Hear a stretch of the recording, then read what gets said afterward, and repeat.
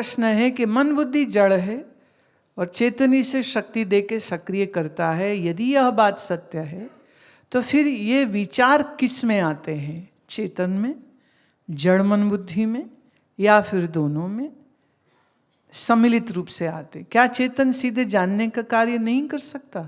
उसे अंतःकरण का सहारा क्यों लेना पड़ता है? अब ये थोड़ी सी बाल बुद्धि बीच में आ गई, पर सवाल अच्छा है। कौन जानता है, चेतन मन के दोनों? तो इसका उत्तर क्या है? चेतन नहीं जानता, मन जड़ है वो नहीं जानता। मुझ चेतन के मन में प्रतिबिंबित होने पर ये जानना, तो हम कह सकते दोनों का मिलन, दोनों के मिलने से ऐसे ये इसके साथ कर लेते हैं। ये तौलिया हिल रहा है कि हाथ है? सोचो सोचो, दोनों। अब तौलिया तो यहां चुप्पे चाप बैठा था, वो तो हिला ही नहीं। ऐसी शक्ति स्वरूप पास से जरा शक्ति नहीं मिली उसको, पर जब वो उठाया और हिलाया तो तौलिया हिला। राइट? अब इसी एग्जाम्पल से समझो, हाथ ने हिलाया तौलिए को तो तौलिए का हिलना दिखा। अब इसमें तो हाथ भी हिल रहा है, पर मान लीजिए जिसको हम कहते हैं काइनेटिक एनर्जी, माने कुछ एक ऐसे योगी, कुछ एक ऐसे लोग हैं जो अपनी आंख से किसी चीज को देखें और आंख के पीछे जो मन है उसमें सोचें कि ये चीज हिल जाए, तो आंख के जरिए जो एनर्जी भेजते हैं उससे वो चीज हिल जाती। जर्मनी में, यूरोप में बहुत सारे ऐसे केसेस हुए जो स्त्री पुरुष, उनके अंदर नेचुरली पता नहीं कैसे अपने आप से ये शक्ति आ गई थी कि वो सामने बैठे मेज पे चम्मच पड़ा है, वो खाली चम्मच को देखे तो चम्मच पूरा टेढ़ा हो जाए। वो मेज पड़ी है, वो मेज को खाली देखते रहे कुछ देर तो हिला दें।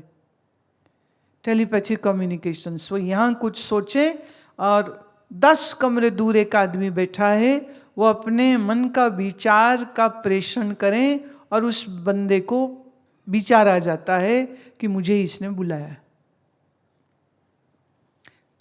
सो टेलीपोर्टेशन, टेलीकम्युनिकेशन, दूर की चीज को जानना, देखना या हिला देना।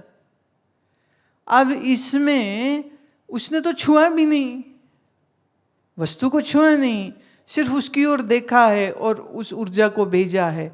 लेकिन जिस आंख से वो ऊर्जा को भेजा, तो आंख की ऊर्जा गई कि मन की ऊर्जा गई? अच्छा, मन अपने आप में तो जड़ है, जैसे ये तौलिया अपने आप तो नहीं हिल सकता, इसको हिलाया जाएगा तो ये हिलेगा। इसी तरह से जानने के लिए रोशनी की जरूरत है। अगर मान लो रोशनी ना हो, कहाँ तौलिया, कहाँ मेज, कहाँ इंसान, कहाँ कुर्सी, कुछ पता न चले।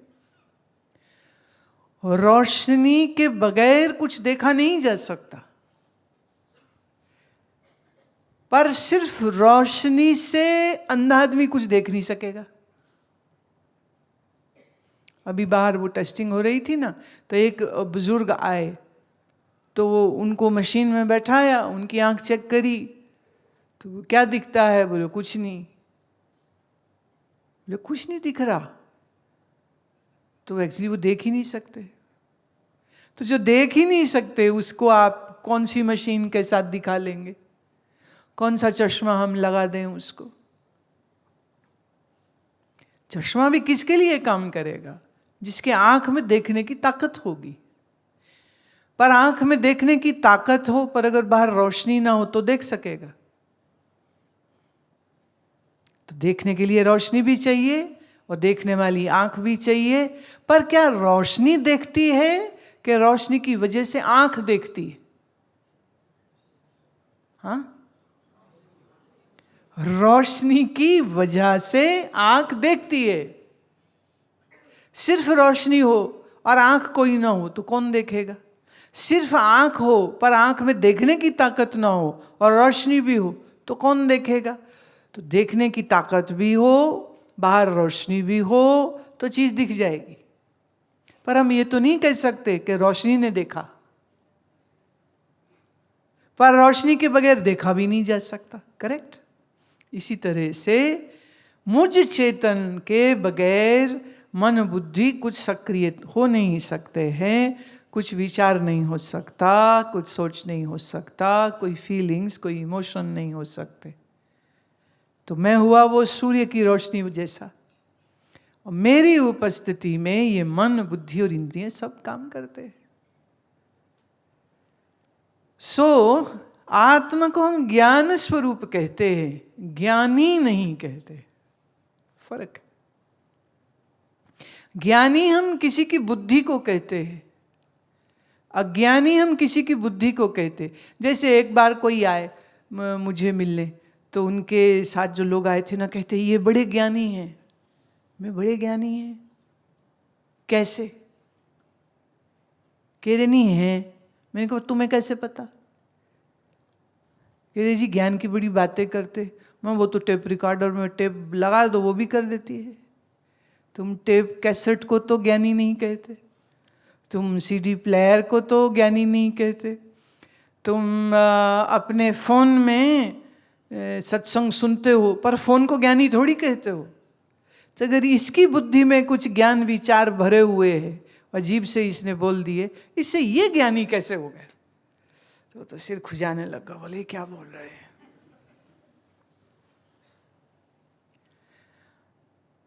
किसी को ये कहना ये बड़े ज्ञानी है कोई बहुत बड़ी बात नहीं है। पूज्य स्वामी अखंडानंद सरस्वती जी के गुरु उड़िया बाबा, एक बार कोई आया सज्जन और आके वो कहता है कि बाबा क्या तुम ज्ञानी हो? बाबा चुप रहे, बोले नहीं कुछ। फिर उसने पूछा हो ज्ञानी तो बोलो कि तुम ज्ञानी हो। वो फिर कुछ नहीं बोले। स्वामी जी वहीं बैठे हुए थे, कहते इधर आ मेरे से बात कर, पूछ मुझसे पूछ। कहता क्या आप ज्ञानी हो? बोले हाँ हैं। हम इन्हीं के शिष्य हैं। तो उनने समझाया कि महात्मा स्वयं को ज्ञानी नहीं मानता है, क्योंकि ज्ञानी मानने के लिए बुद्धि के ज्ञान को अपने आप में आरोपित करना पड़ेगा और फिर कहना पड़ेगा मैं ज्ञानी हूं। हम तो ज्ञान स्वरूप है, इसलिए ज्ञानी नहीं। आवा आदमी को तो समझ नहीं लगी, बोले ज्ञानी नहीं तो क्या अज्ञानी हैं आप? बोले नहीं अज्ञानी भी नहीं। फिर उड़िया बाबा ने कहा कि महात्मा ना अज्ञानी होता है न ज्ञानी होता है, महात्मा ज्ञान स्वरूप होता है।